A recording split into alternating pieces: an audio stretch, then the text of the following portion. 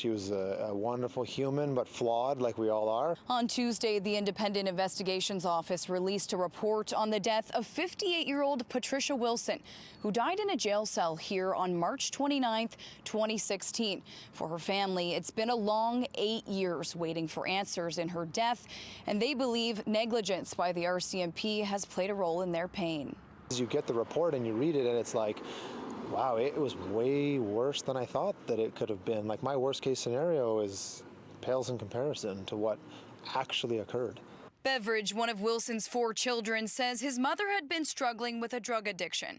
She was arrested on an outstanding warrant in March 2016 and remanded in custody at White Rock RCMP. She was supposed to attend court the same day she was found unresponsive in her cell. We were just dumbfounded. We had no idea why or how or like what could this have been. And it's been 8 years of that same feeling. While she died in RCMP custody, no charges were recommended. Wilson spent the Easter long weekend behind bars, and her family believes some of the grim details in the IIO report reveals she was treated differently because of her addiction.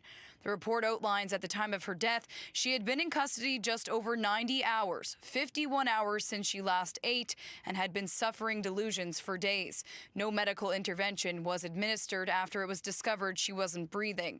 You actually have to make some bad decisions to end up in a jail cell, but you're still a human being and you still should be afforded basic human rights. At the end of the report, the chief civilian director of the IIO makes several recommendations, one of them being for prisoners being held longer than 24 hours, consideration should be given to conducting health assessments by a trained medical professional after each 24-hour period.